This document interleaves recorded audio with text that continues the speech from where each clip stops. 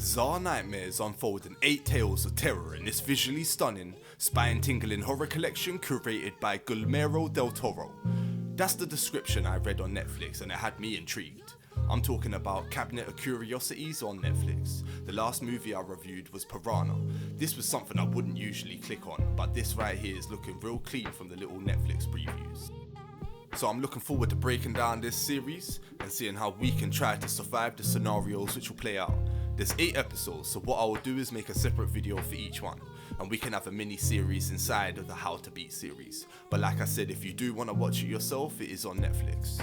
We open up with a man explaining to us that the Cabinet of Curiosities, which is a piece of furniture that would hold strange or unique memorabilia, essentially attached to a story of sorts.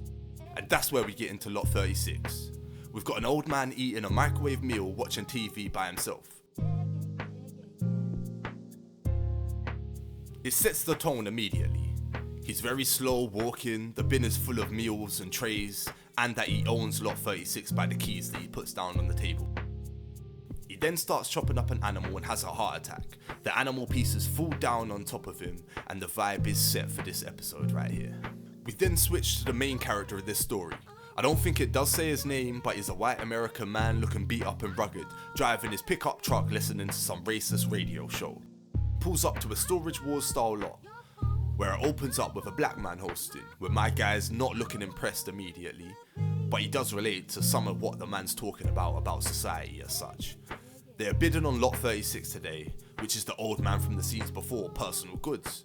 My guy outbids the competition for $400 for this lot, but he's on the phone to someone not too happy about the fact that he owes him money.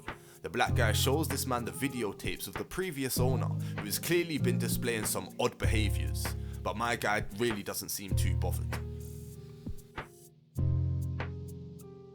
A lady then turns up to the storage unit and explains that she has the previous 2 months' payments which she had missed. The man tells her it was a white man that bought the unit and she pleads her case to the guy, but it shows that he's just a real piece of shit. She is asking for family photos of her mum and dad, personal items, and this guy is just heartless, telling her nah, she's legally lost it, whatever's in there is his, even if he wants to throw it away, and that if she does want it she can buy it back for $1,000. He then gives her a lock and tells her to take this. He's lucky though that she didn't bust his head open with that. The disrespect that this guy is showing is real. She says something under her breath and bam, more racist remarks. You don't even speak English. She's been speaking great English actually up until this point. You've understood every word that she said. Matter of fact, she knows 2 languages and it seems like you know 1, so what the fuck are you saying? That's common in life though. A lot of them fools around here feel the same way, talking about you can't even speak English, yet this is their second language, and the same people saying this majority all failed English in school, so I'm not really sure about where all that comes from. The racist brother then goes back into the storage unit, and the black guy that works there asks him to just let the lady have a look to see if her things are in there. He starts complaining, arguing, feeling sorry for himself, talking about you play the game, you win some, you lose some. People like this are dangerous and add no value to society anywhere. They literally dwell in anger and hate, and everyone and everything in this world is against them. A lot of people get like that when they lose their way, have no dreams or purpose. They start hating the world but refuse to look within the mirror.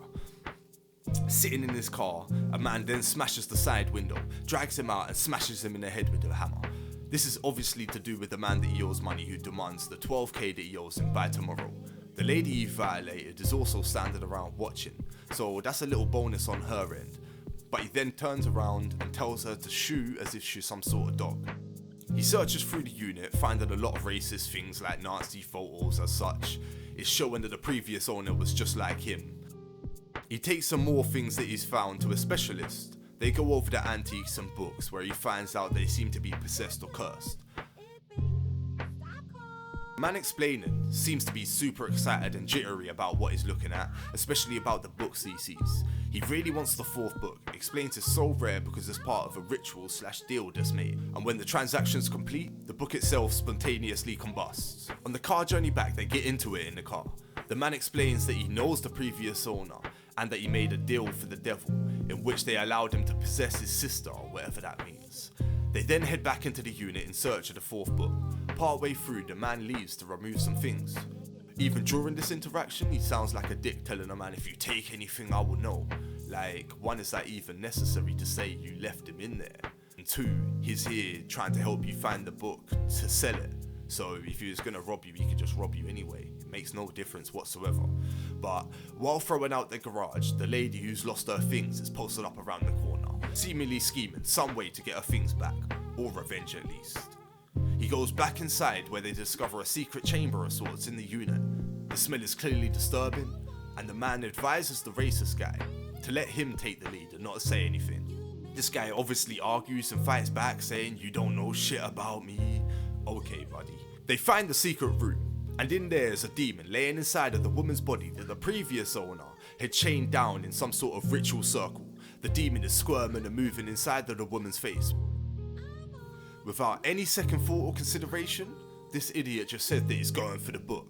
Like, bro, how could you be so greedy, dumb and blind to what is right in front of you? You're gonna tell me that my man doesn't care that there's a literal demon on the floor, and he doesn't even take the time to walk around this ritual circle that the demon is chained inside? Matter of fact, he just walks straight over the ritual circle, awakening the demon in the process. Well, congratulations, man. This is what you get for thinking that you know everything and not even willing to take the advice from someone that clearly knows a lot more than you do regarding this situation.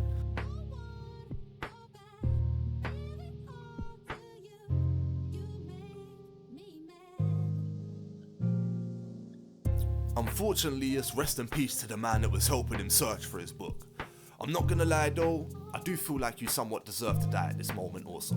It wasn't your fault, but the way that he warned him not to look or speak to the demon, it seemed like he certainly knew what they were dealing with and what could possibly occur. The response he got would not have made me feel the slightest bit confident in walking into that room, and that the person was going to listen to anything that he had said. So from that point on, he should have made the decision to refuse to enter in there if the racist guy was going to go in there as well. So this man gets killed, the books turn to ashes, and in this moment the racist brother knew that he fucked up.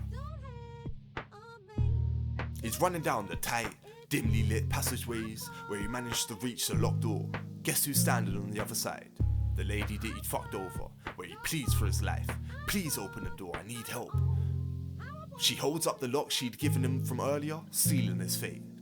Now this scene was very satisfying to see, because you do sit there watching this episode the whole time just waiting for this guy to get what he has coming. But it doesn't make much sense in what they're applying. Because he was a dick to this woman, she didn't save him. But the thing is, if he had given her back her stuff earlier, she would have never been lurking around the storage unit, thus would have never been in a position to be able to help him anyway, so it doesn't matter, he would have died regardless. That's where the first episode of Cabinet of Curiosity ends. We could have beaten this if both men were just not being so greedy. The racist could have used the advice he was given, and the other guy could have listened to his gut feeling. But anyway, that's going to be it for today. Make sure you subscribe, as I'm going to be doing a breakdown on each episode of this series, and if there are any suggestions, make sure you leave a comment down below. Thank you for watching today. It's the Hyacinth speaking, and stay dangerous.